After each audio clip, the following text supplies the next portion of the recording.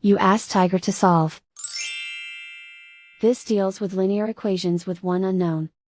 The final result is x equals -5/6. Let's solve it step by step. Swap sides. Isolate the x. Multiply both sides by inverse fraction 5/2. Move the negative sign from the denominator to the numerator. Group like terms. Multiply the coefficients. Simplify the arithmetic.